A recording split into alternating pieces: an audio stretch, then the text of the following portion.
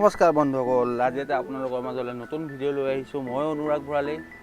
তো ভিডিঅ'টো এনেকুৱা ধৰণৰ হ'ব। আজি বিহু চবে জানে, চবকে বিহু শুভেচ্ছা থাকিলে মোৰ ফালৰ পৰা।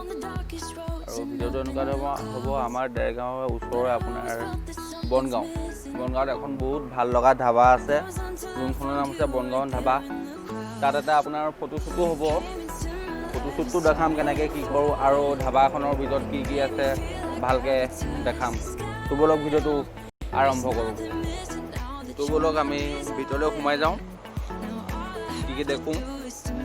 দেখিছে কিমান ধুনীয়া প্লেচ এটা, কিমান ধুনীয়াকৈ ইয়াত সজাই ৰাখিছে।